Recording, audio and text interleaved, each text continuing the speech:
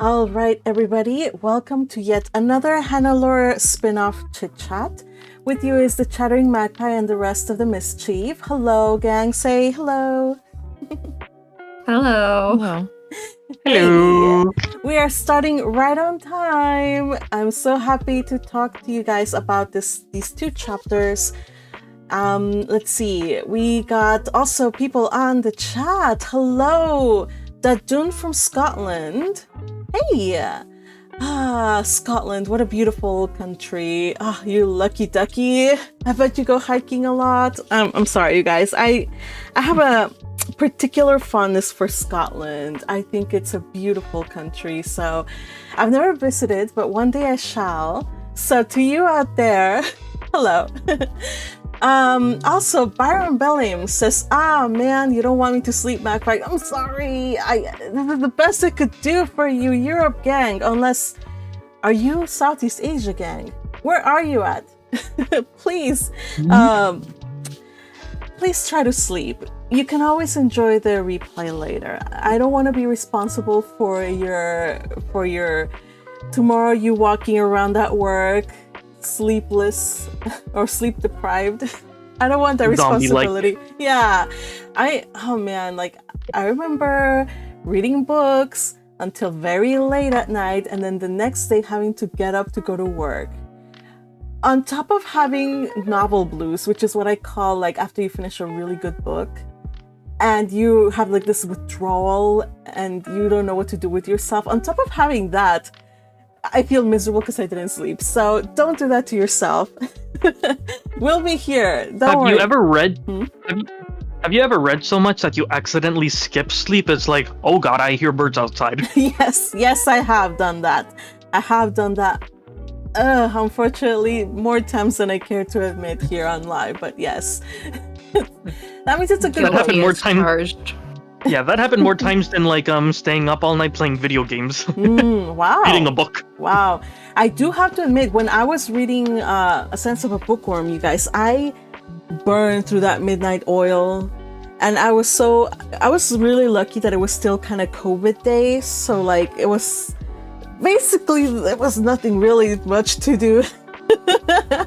Except, read and whatever, stay at home. It was our civic responsibility to stay at home, and I took that responsibility and went above and beyond. So yeah, it did happen with Bookworm, but luckily I didn't have to go to work, like brave the traffic, go to LA as I used to work in LA, you guys. Oh my gosh. It was, let's see, 100 miles a day on the car. So, yeah, it kind of felt like a lot, but anyway, but I'm happy that those days are done. I am now, a functional adult? No, I'm still unfunctional, but if I have to be slaving away, it might as well be for myself rather than for another company. Or whatever. So anyway, we're still trying to live life an adult, but at least I don't have to do a huge commute every single day. So anyway, that's a huge tangent. Let's continue on. Byron, go to sleep, rest. Your brain needs it. Schlaftrum's blessing. Yes, Schlaftrum's blessing on you. David Ochovillo, oh my goodness, David, how are you? Lucky me, I got the chance to see one of the live sessions working early in the morning. David, okay, you guys, if you don't know, David is one of the illustrators, well, not one of the illustrators, one of the people that colors illustrations of A Sense of a Bookworm. You should check out his channel. He has done some really, really, really good work, and I have showcased his work in some of the Chit Chat videos. So David, happy to see you and overjoyed that you're here. Welcome, welcome, welcome.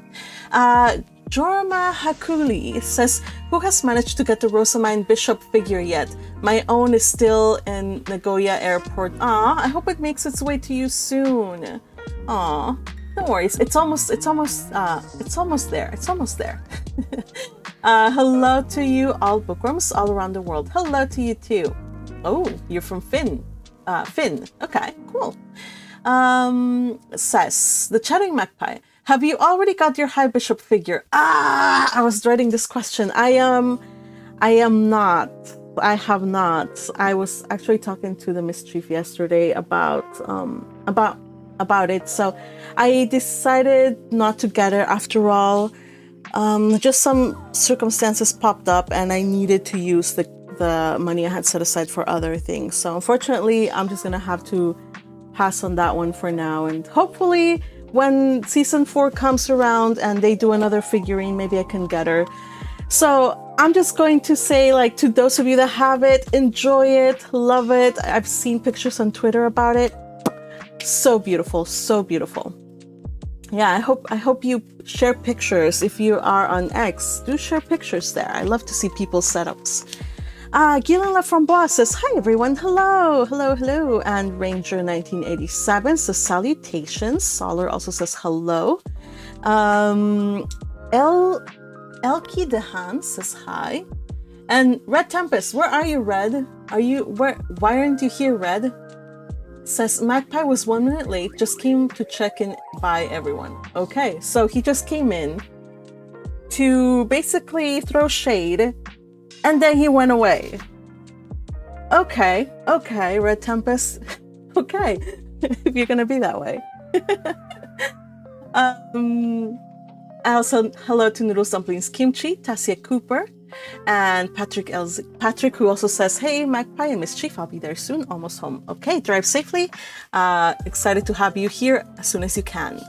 Philippe Demick, also hello to you, and why must you do this? You're putting the milk tea emoji and the taco emoji.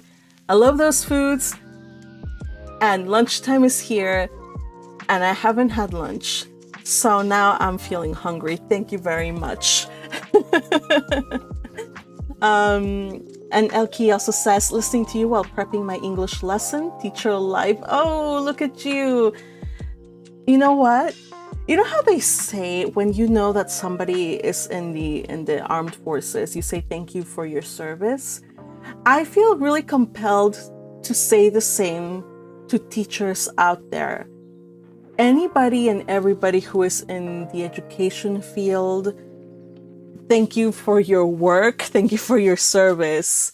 The work that you do is incredibly important, and I super appreciate it. And mad respect.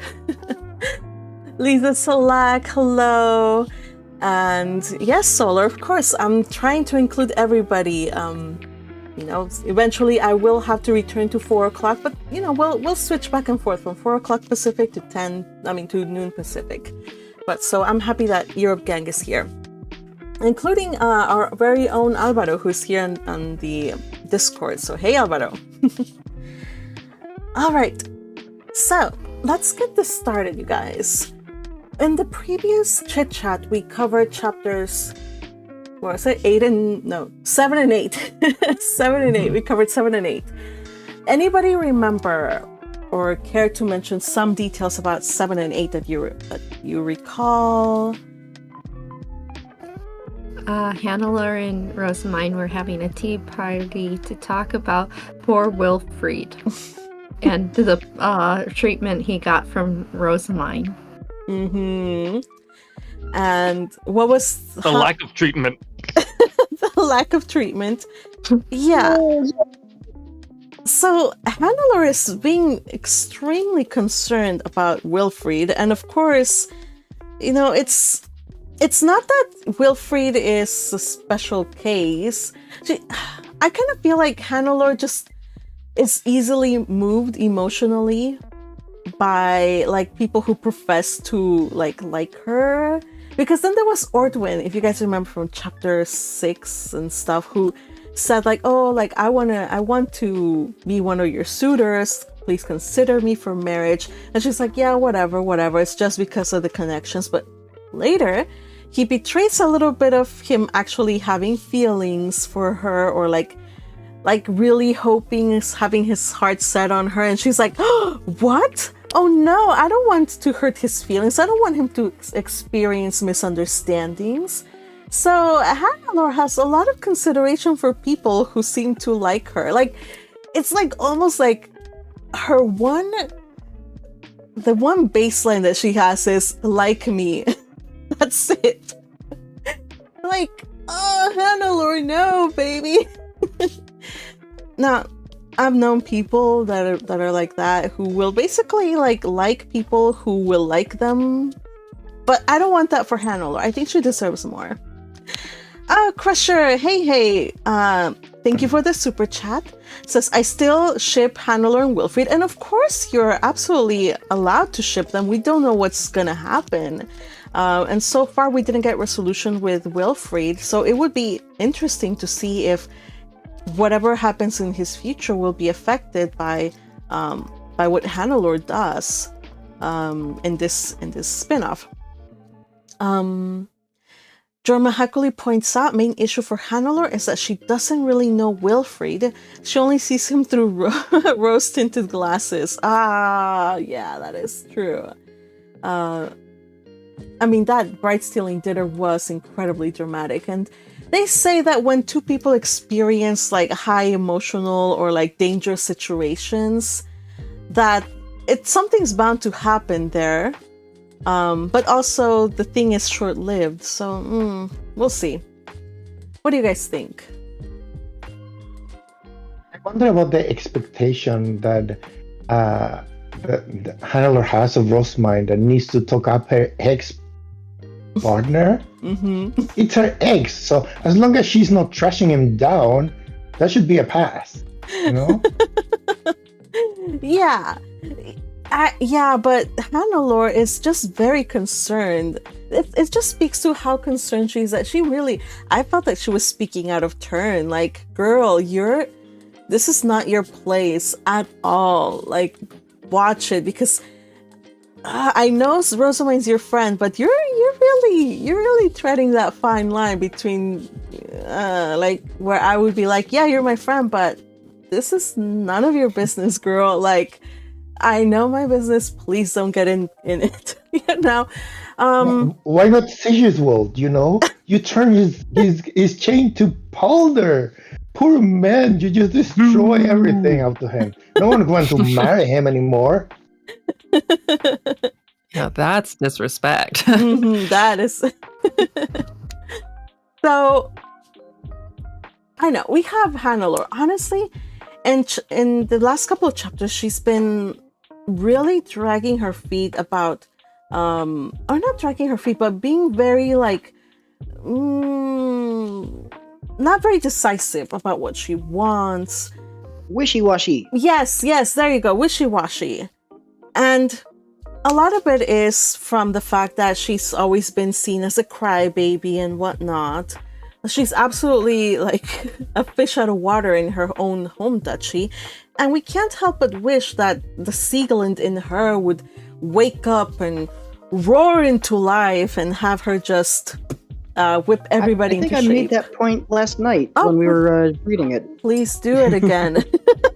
Hey, that's why you have to be careful not to be too chatty during the read-alongs, because then your words will sink into my brain, my subconscious, and then I'll pass them off as my own.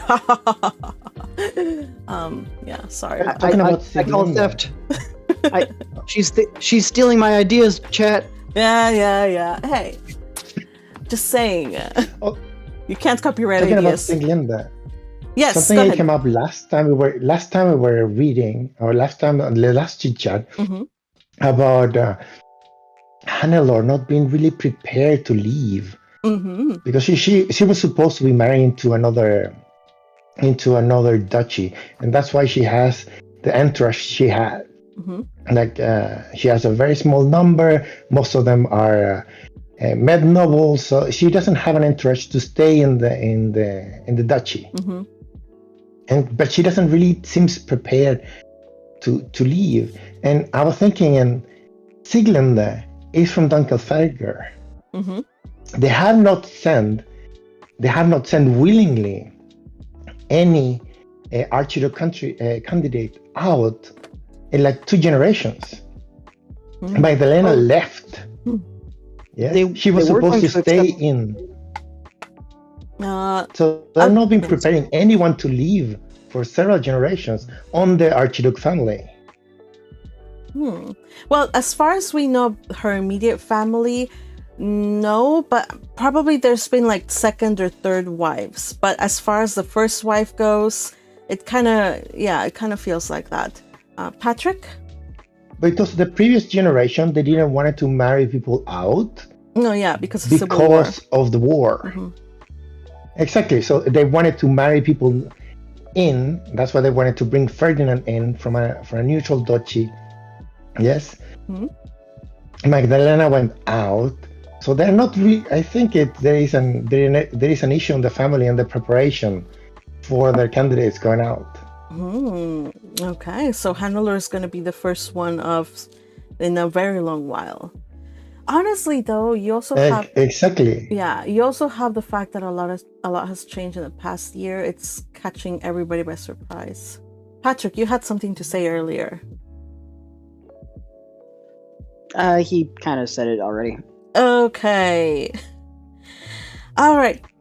So, chapter 7 and 8 has been just discussion about Wilfrid. It's been all about Wilfrid, honestly, and Hannelore just worrying about him and his prospects. And I'm like, no, girl, you have other things to worry about. Worry about yourself. And that is something that Rosamund actually brought up. She's like, you should not be neglecting your own suitors. But Magpie, Mhm. Wilfrid is her Ferdinand. No. No. You cannot just no. Anyway, that bit of blasphemy aside. Cantrips, Mhm. if you merge cantrips and what is the name of the other? Resentark? You put those two together, Mhm. Resentark, then you get a lesser Ferdinand. Okay, so you got a If you scholar. merge those two, I don't know. you have the scholar. I don't know. Yes, I don't know. The scholar, you have the knight.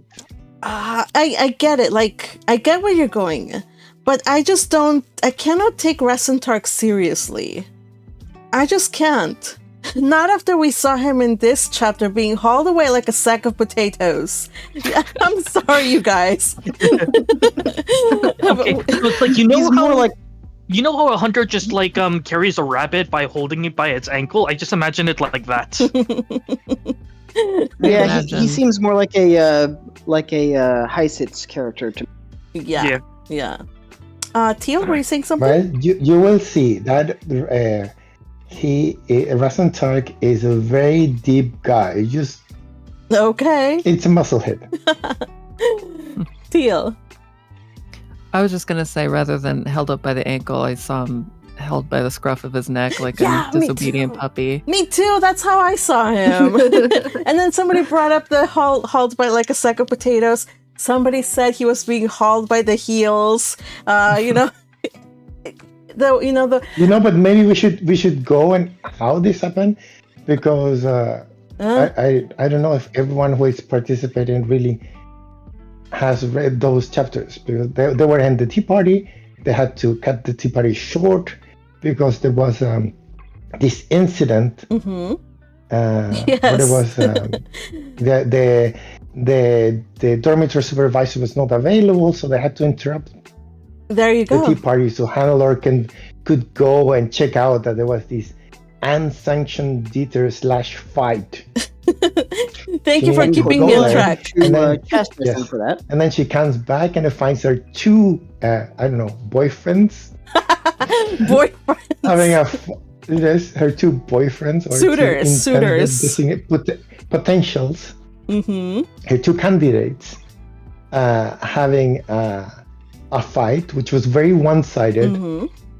Resentark trying to hit Cantrips. I forgot this name. Cantrips. And Cantrips just evading and evading. And he was just defending. And what is that? She throws them a flashbang grenade to put them down or something like that. Yeah, she does. I don't have it here with me. She does something with a stab. She does throw like. She fired a mana blast. Yeah. So, being the Archduke candidate that she is, she might be meek, but she does have the mana of an Archduke candidate. So, do not underestimate the strength of of that blast. I mean, just imagine, like, people had to put up their shields. I think it said some people were kind of blown away a little bit. So yeah, don't mess with her. She might look soft, but she's an Archduke candidate. I mean, that's why last night I was saying this girl needs to channel her inner Sieglund and just take command, because she's got that blood in her. She's got the potential. And we saw how useful she was in the so-called True Ditter when she was assisting Rosamine in taking Arnsbach. So this girl, she can do great things, but she's so meek. She's so timid. I mean, grow a backbone, girl. Come on. But there's something that shows up in the series now and then, that there is a difference between a pillar and like one of the supreme gods. There is a difference of one who stands in the center to command the action and one which is a support character. And Hannelore has been a background character to his brother, the future of. It takes all the space, and something really special is going to need to happen for her to bring herself to the front of the action. Yes. Yeah. I mean, I'm sure that by the end of this work, Hannelore will have experienced some growth. I mean, she can't. I don't want to read a story where she just lets the inevitable happen. Here, we'll get there eventually, but I just hope that she doesn't just let fate do its thing and just live life passively. Okay, but like you said before, we should probably go in chronological order. So let's see. Let's do this. So she does go on out to the battle training ground, right? And there she sees that the kids are fighting. The guards, her retainers tell people, okay, go away, stop being spectators, otherwise you'll be caught up in the punishment. So they all go. Finally, I mean, the spectators were egging them on, and when when Hannelore shows up and her retainers call him out, they scatter like roaches in a bright light. Well, yeah, that's true. So I think my favorite part in this entire chapter was just Raffen coming in and hauling Rasentark away.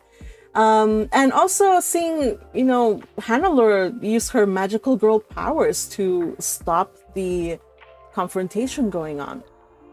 Again, one of the things that Rasentark was yelling at is, how could you, he's casting it up to cantrips, why are you not being active about this? Why are you just letting things go? He is making him. Why are you passively accepting her choice to go with Wilfried? Because they seem to think that that's what she wants. Yes, so that's basically the entire reason for it. Why the two boys are fighting, and cantrips and Hannelore withdraw to have a conversation about the reason why they were fighting. At first, Cantrips doesn't really want to talk about it, which kind of infuriates me a little. We'll talk about that more later. But eventually she manages to draw out the reason of their fight. Because, the first thing he asks is okay, before we talk about the fight, how did the tea party go with you and Lady Rosamine? It's just what are you talking about? What does this have to do with your fight?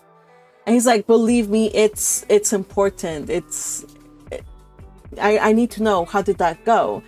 And what had he assumed that she had gathered with Rosamine to do? Yeah, he assumes that the tea party was to get Rosamine to help her to get with Wilfred. Mm-hmm. And how does Hannelore react to that? What? Of Dumbfounded? course not. Why would I ever go with Wilfried? He doesn't even want me. Standard romance protagonist tenseness. Yeah. You, So, you know, Mhm. it kind of reminds me when you have this group of teenagers that they have dated each other at some point, so they things get awkward, so you kind of talk to the ex before kind of making a move. So maybe he was assuming that she was doing the thing. Wilfred, you're not mine. You have kind of clean the waters with a friend before making her move. hmm yeah, it's very awkward to have to talk to the girl that you, yeah, it's almost like that too. Fortunately, though, these kids are more mature than your typical teenager, so the drama is, I think, in a way, not as bad as it could have been. We're in also, high to school. be fair, Hmm? also to be fair, the very cutthroat nature of noble society makes them more mature than Mhm. they would be in our world. Yeah, because there's also higher stakes here. Like if you go so far as to like make some misunderstandings, it's not just like they're going to be teasing you or whatever. It's your entire duchies are going to get involved, and your parents are going to hear about this, and your parents' scholars will know. Everybody will know. When you're an Archduke candidate, who you date, who you're interested in, who you look at, who you think about is everybody's business. And Hannelore here has been giving enough reason for everybody to suspect that she would be willing, or she would be happy to marry out, and not just out, but into Ehrenfest as Wilfried's wife. So Cantrips is obviously of that view, that he's like, why didn't you like use this opportunity to push your agenda? And she's like, well, no, that's not what I'm doing. We were talking about something entirely different. So I mean, to be fair, she doesn't fully dispel the assumption, because she doesn't completely say, well, no, I'm not interested in Wilfried. She's more wishy-washy, like, why would he be interested in me? I mean, it's me. I'm just me. Hannelore. She doesn't give herself enough credit. Baby Hannelore. So Yeah, and she says that why me to the guy who just like 2 minutes later telling, I love you since we were children. yes, he tells her, I have held deep affections for you since we were children. And can we talk about Cantrip's feelings for a bit? What happened? What were his feelings? What happened during the Bright Ceiling dinner, and how did that make him change? How did that affect him? So first off, he tells her he grew up thinking, I need to protect the crybaby princess. His words, not mine. And he also made reference to a certain magic tool that she had available to her to defend herself. And instead, she chose Wilfried's hand. Yeah. Now, when we talk about the magical tool during that time, the magical tool that Cantrips made for her, like, it wasn't just like any magical tool. It would incinerate anything that would try to catch her or get her or whatever. Even if it meant that there would be like collateral damage of other fellow Dunkelfelgard knights.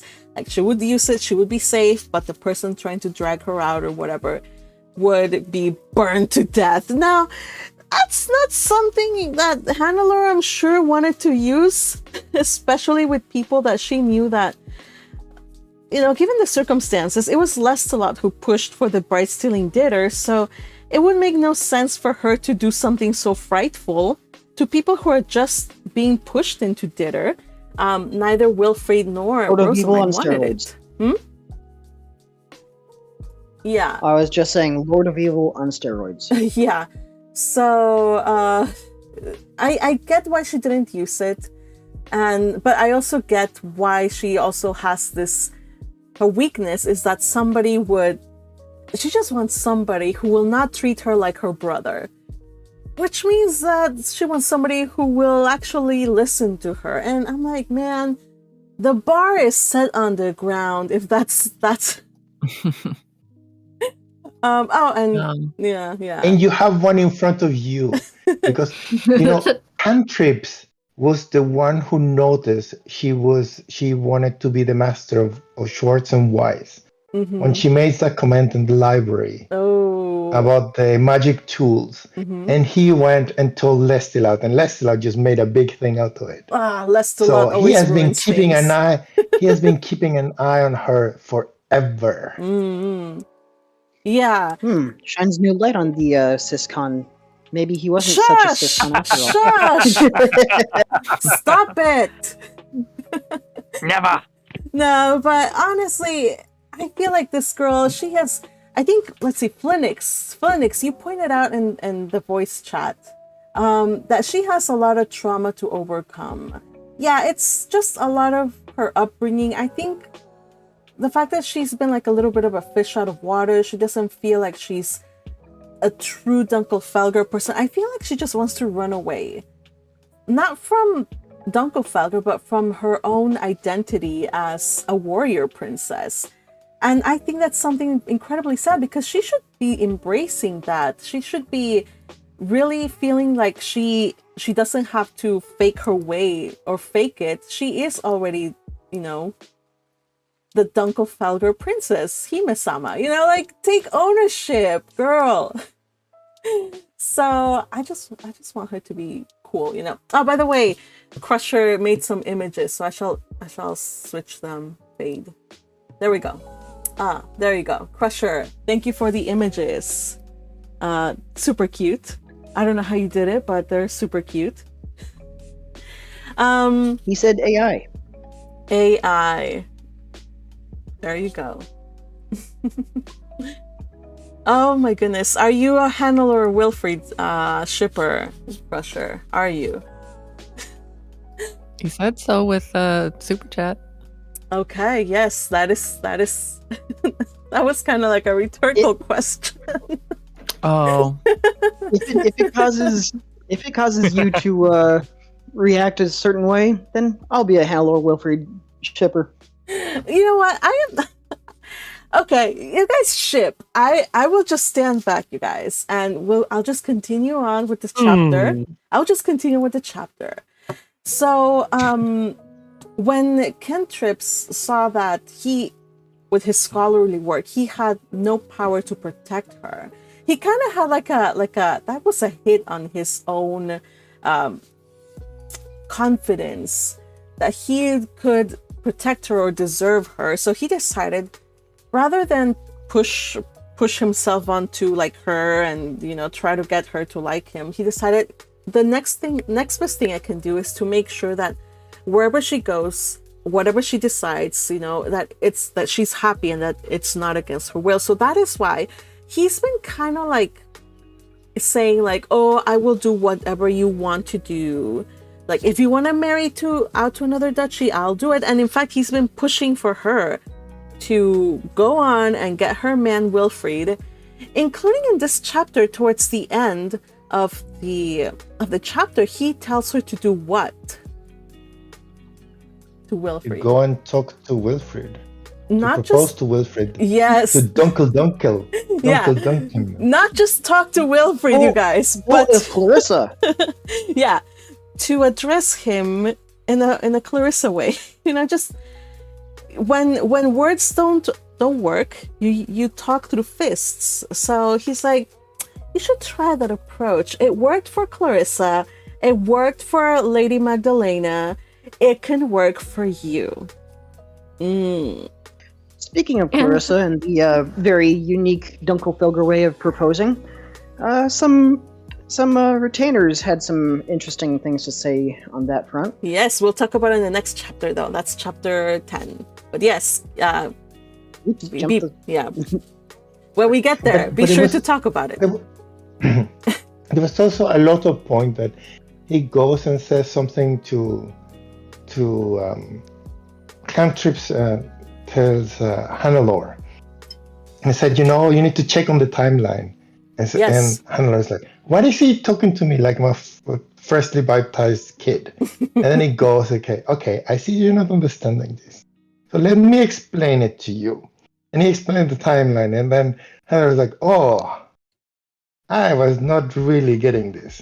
Yeah. So the fact is that she is racing against the clock. She thinks that she still has 2 years before she graduates. So she's in her 5th year, then she's past her 6th year when she graduates. But he's like, no. Okay, so I'm going to graduate this year. So if you don't choose me and we don't walk together, you don't escort me during my graduation, if you don't choose me, then it'll be by default. Time will pass and it'll be Rasentark. You will end up marrying Rasentark. So while you have time right now, you have to choose who you want. If you want to marry out of the duchy, there's Wilfried. You have to go and make sure that he accepts, that the obs talk to each other, that the socialization and all this stuff, all these things that she has to do before the Archduke conference. And the same thing for Ortwin. If she chooses to marry out and accept Ortwin's proposal, the same thing has to happen. Has to do all these things to make sure that her parents approve, his parents approve, that society knows. Yeah. Sorry. You know what? Before you, Patrick, I saw a little purple butterfly earlier. Butterfly. So sorry. Do you remember what you wanted to say?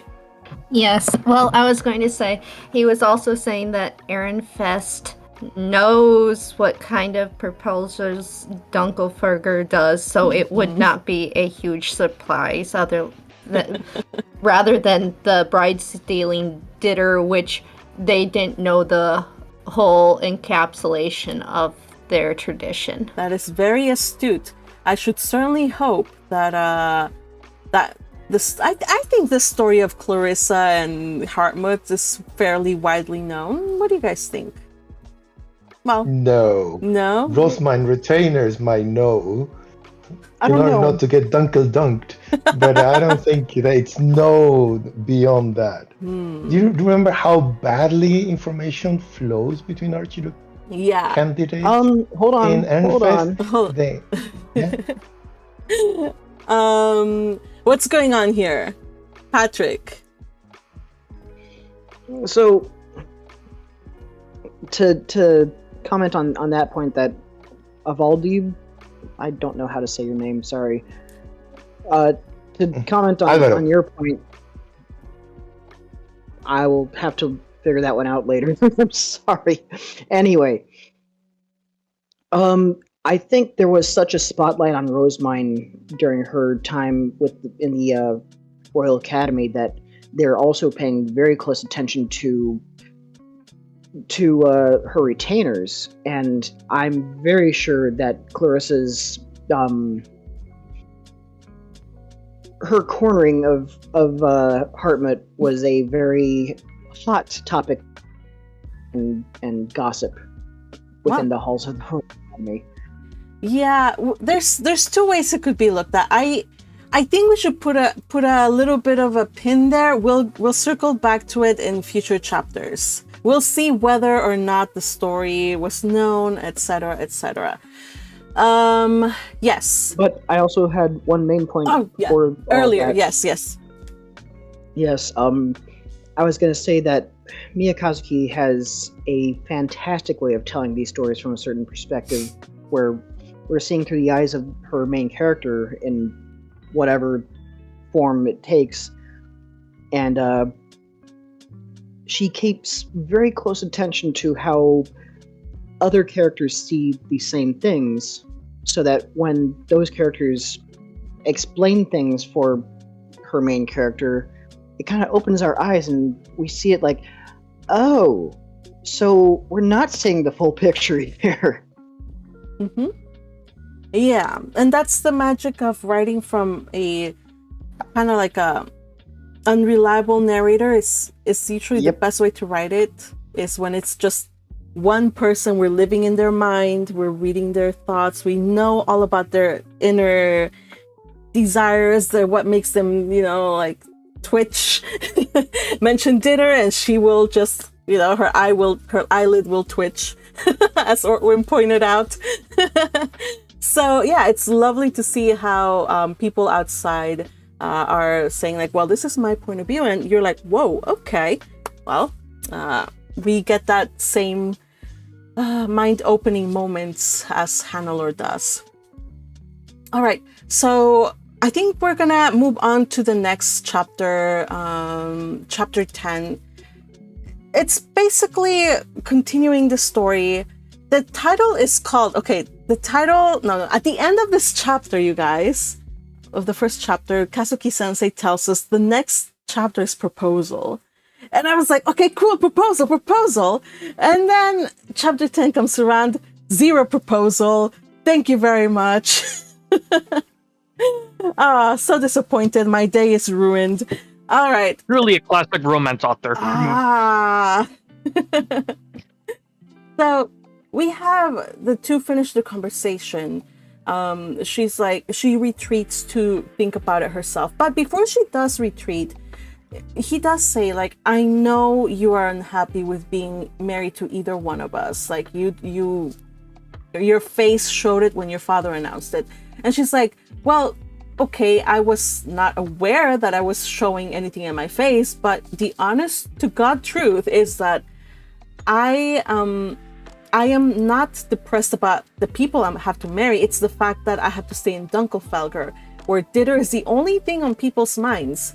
Although I don't consider starbinding itself as something so imminent, I want to make it clear that I do not dislike cantrips and the others right now. So the fact when she said that, he was like, what? Like, he was like, kind of like, what?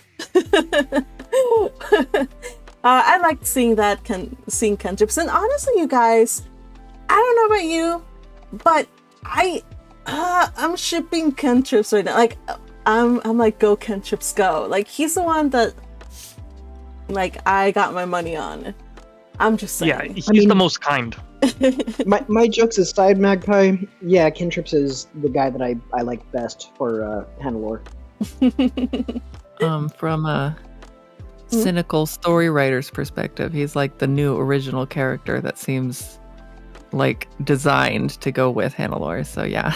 He's like the Mary Sue insert, right? Aw. I don't know if Mary Sue would go. But simply because of just how perfect he is. Yet not perfect Or enough. Hannelore. Yeah, not Hannelore. Okay, so let's talk about cantrips though. Like, I like cantrips for Hannelore, but he still frustrates me to no end. Yeah. The reason why I say he's a Mary Sue, because it's like he has that classic Mary Sue flaw of it's like, oh, I'm so perfect, woe is me.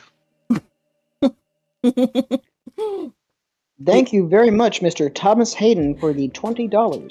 Yes, Thomas, darling, thank you so much for your support.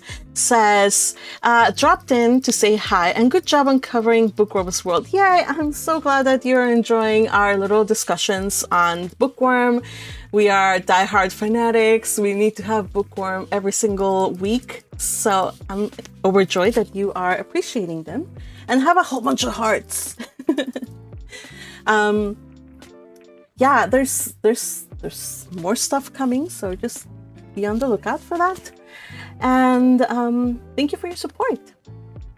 Now, we do have there's more than just us are on the cantrips ship. We have I think Noodle Dumplings Kimchi was saying it. He's so sweet. Yeah, he's kind of like chastising her, but not in a way that would make her feel like, I don't know, it wasn't harsh.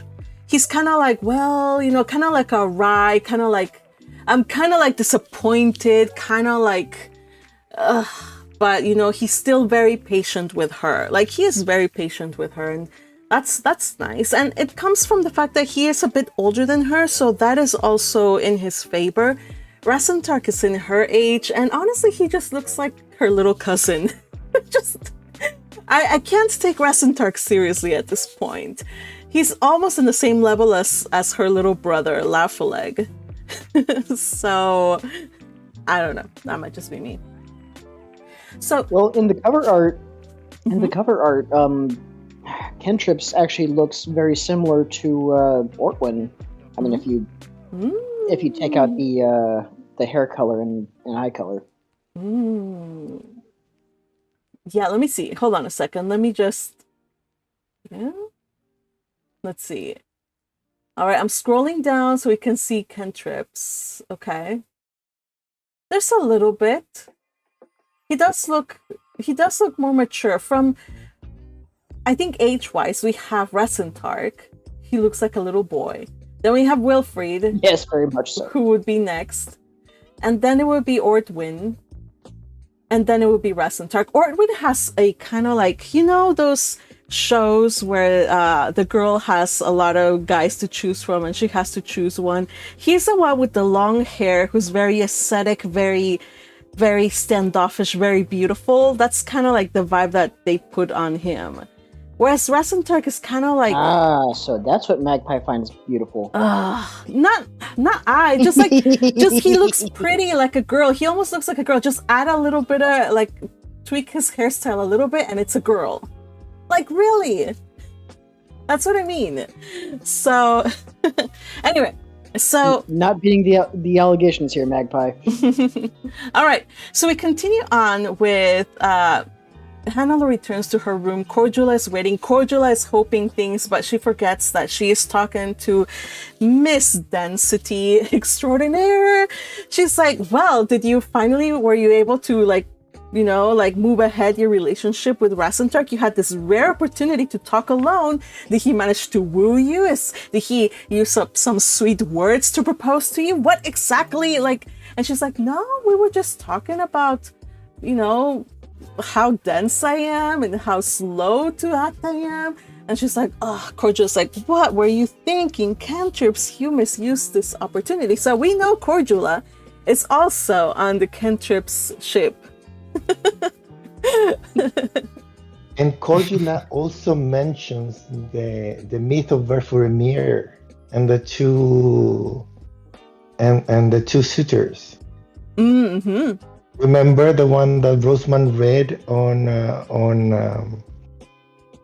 Messinora's library? Yes. The one who gets out of hand. So that myth counts again. So that was the myth that was the basis for using Verufamir's staff to calm down the passions of people who are fighting. Mm-hmm. Yes. Yeah. Noodle Something's Kimchi points out Cordula is the best winged woman. I just wish that she could do more. I feel like she's just like hovering, trying to like... She's like thinking like, I wish knowledge could be shared via osmosis, because she is an attendant. She's an attendant's position. She is a head attendant, but there's only so much that she can do, or, you know... So I think she's just like holding in a lot of stuff, and the poor woman is just struggling to try to steer her charge the right way. But it's hard when it's Hannelore, though she is kind to her. She scolds her a little bit, or like gives her a little bit of a talking to, but ultimately she leaves her alone. She's like, you got some thinking to do, so I'm just gonna give you some tea. Drink the tea and sit and think about this, because you need to hurry up and make some decisions. So Hannelore does so. She takes time by herself. And what does she think about, and what is the conclusion after this? She can't be in love because she doesn't have these strong emotional feelings like in the romance novels she always reads. Yes, we learned that what she is aiming for is like strong, passionate, intense loves. Like, she knows that that's what she's...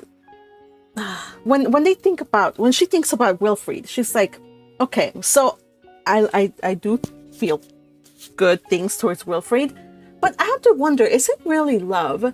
And in order for her to realize whether it's love or not, she does go back to like poetry. The poetry of the romance stories, and we get a glimpse as to like what they are. And I have to say, like, I feel like I finally understand Rosamund after we read this entire paragraph. It was just one paragraph. All I know, Hannelore and Rosamund make a very good best friend couple. Yeah, if only they could just merge their two brain cells together, man.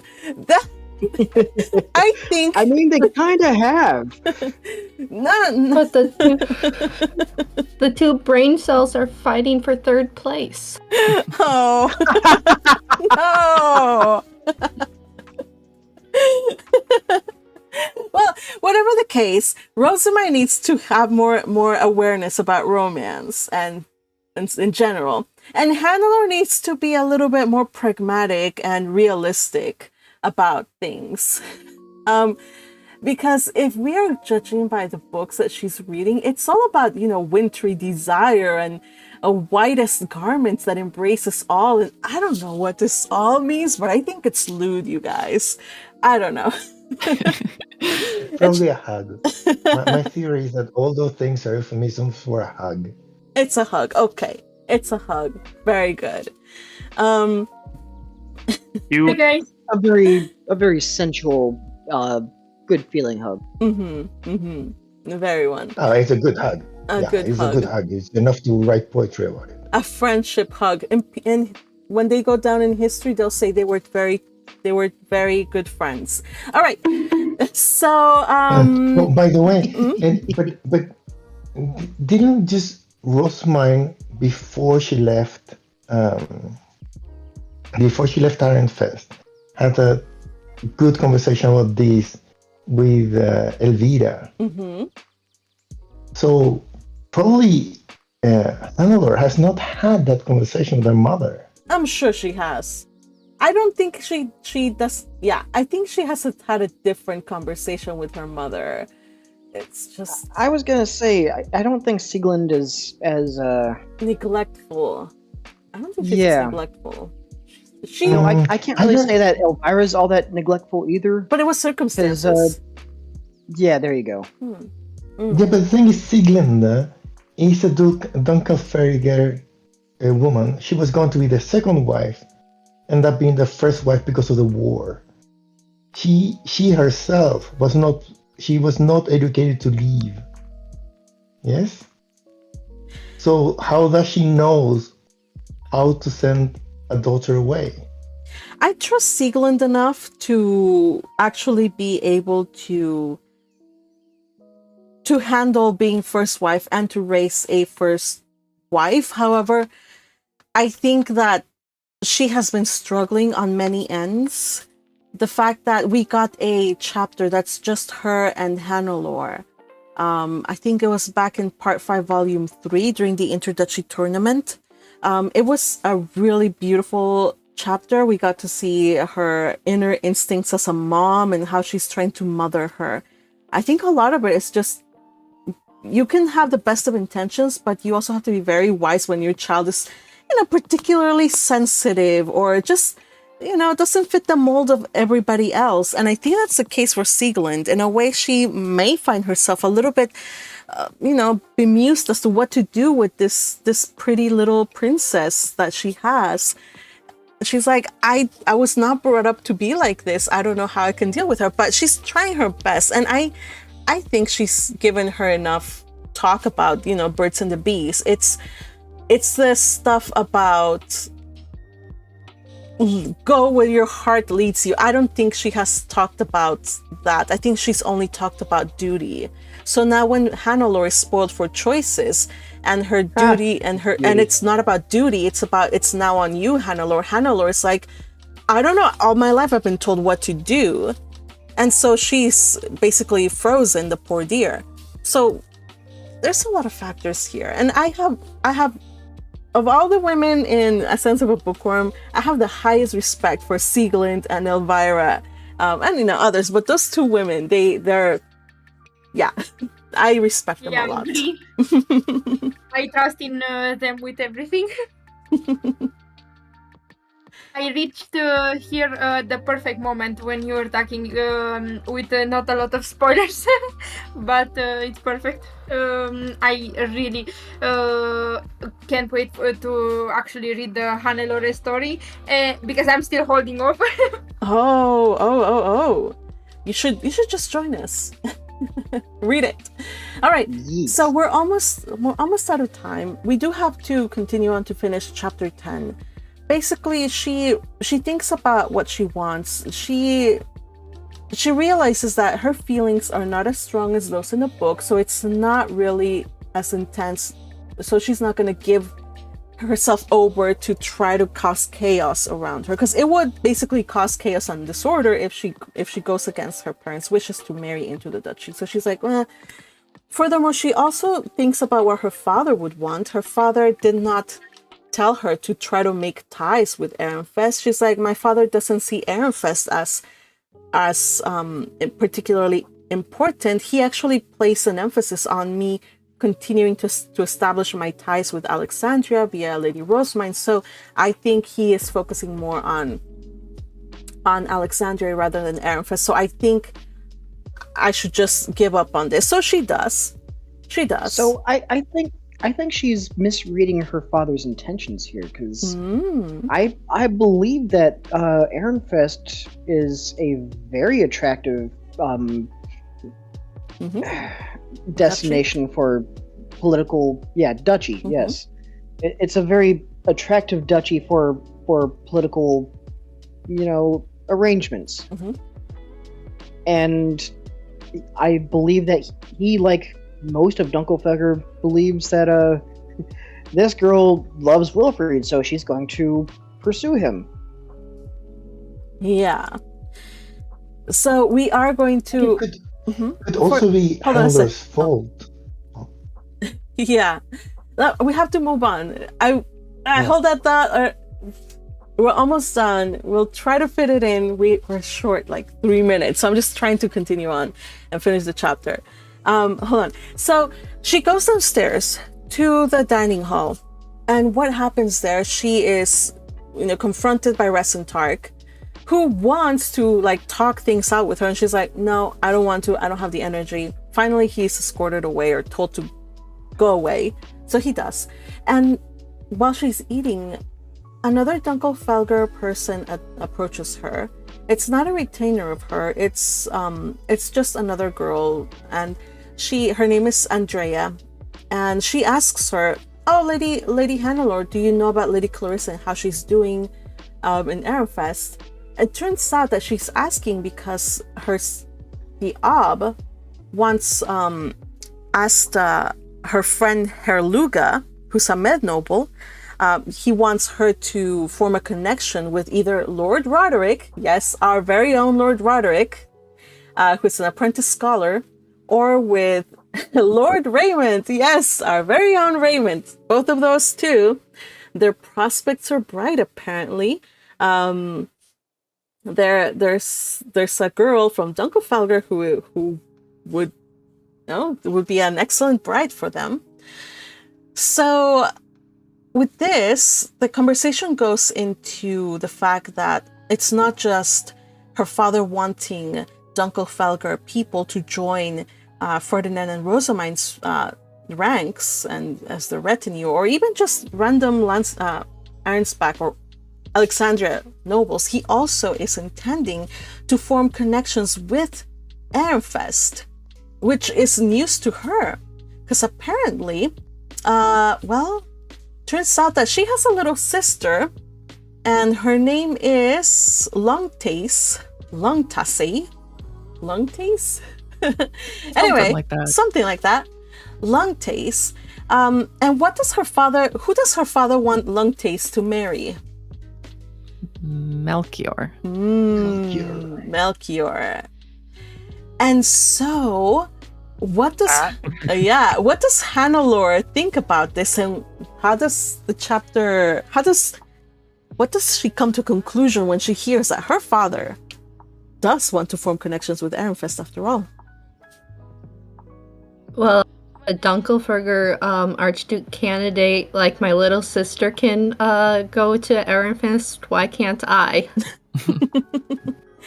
Yes. Final sentences. I could hear the lock in my heart shattering, releasing the feelings that I had suppressed due to thinking I had no other choice but to give up. End of chapter. Well. So we had thought that she had given up on Wilfrid, but apparently not.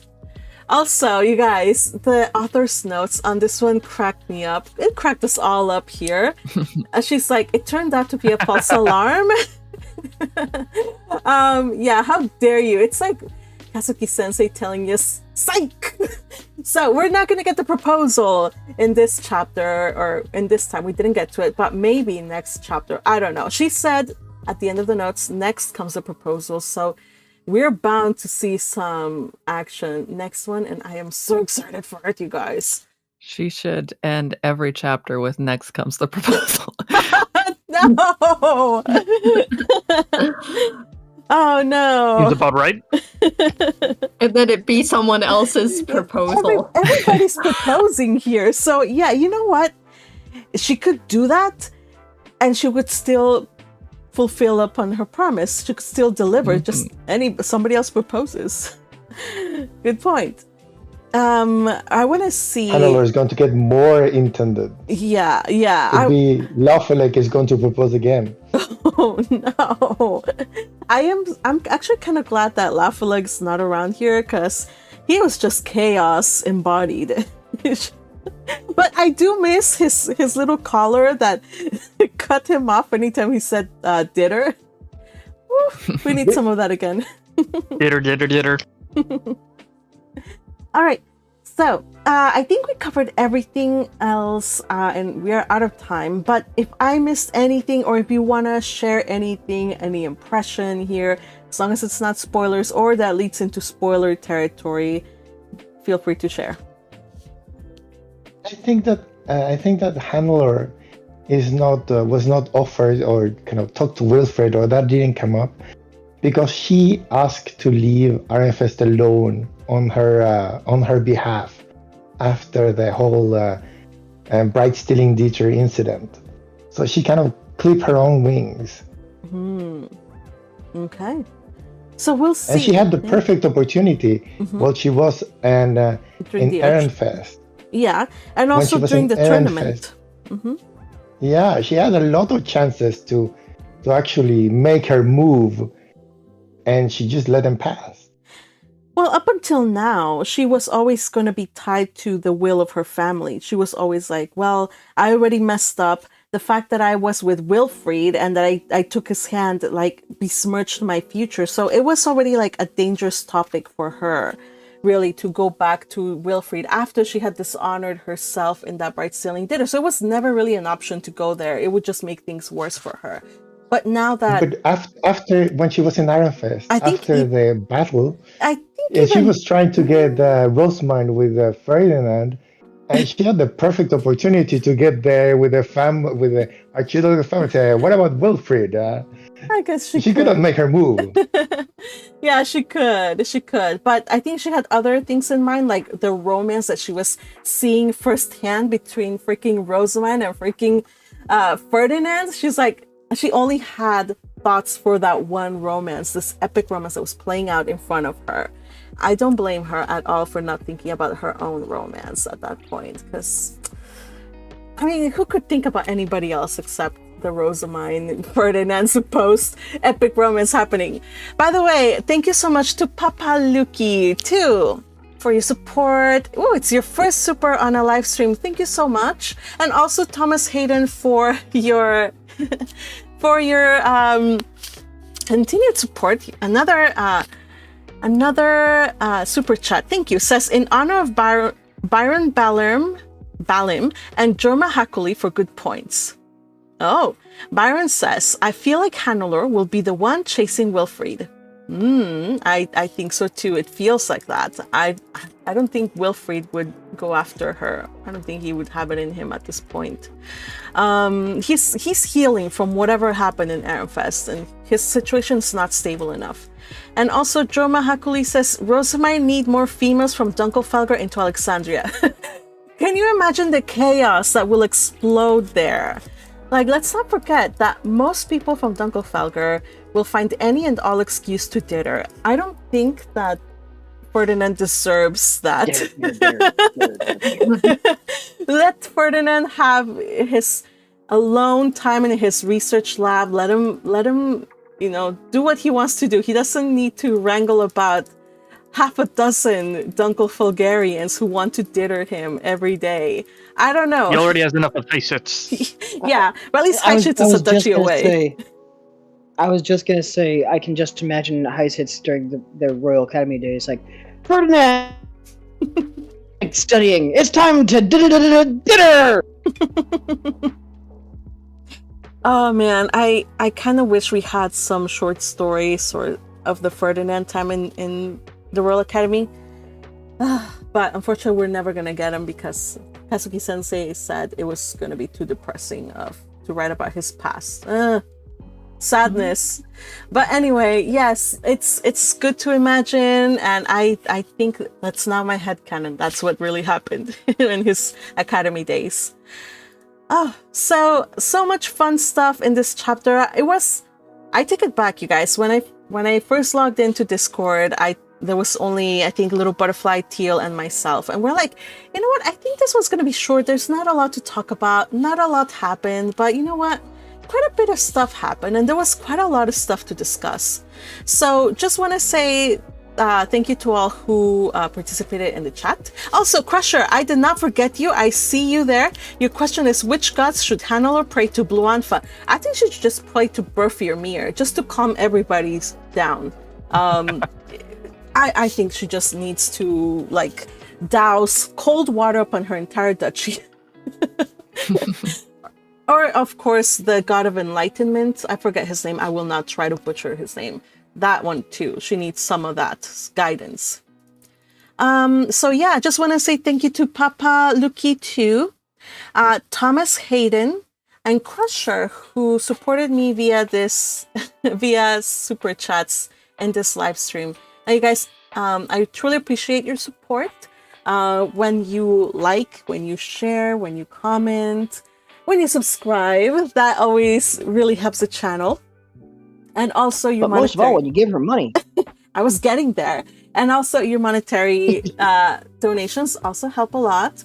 Not only are they a massive boost in morale here, but they also help your Magpie to set aside some time to do bookworm stuff, which I am working on. Don't you worry, I am working on it. It's just taking me a little bit. Summer is a very busy time for me in my business. So, but come the autumn, we'll be back. Oh, by the way, September, this month, we celebrate the 3rd year anniversary of the Chattering Magpie channel starting. So that's exciting as well.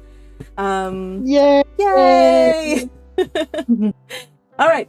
But we will talk next week. We will be covering Hannelore chapter 11 and 12. Hopefully we get that proposal scene. I need to see freaking Wilfried slammed to the ground with a knife at his throat. Maybe not a kiss to his lips, but definitely see him, I don't know, maybe he knows about the Dunkelfelder proposal, so he won't be surprised. Who knows? I just want to see his reaction. I need it. So anyway, you guys, join me next week. I'm not sure yet if it's going to be at the same time, so be on the lookout for when I put the YouTube notification. All right, everybody, thank you so much for joining us. See you on the next one. Bye-bye. Adios. Hasta la vista. Auf Wiedersehen. Ha det bra.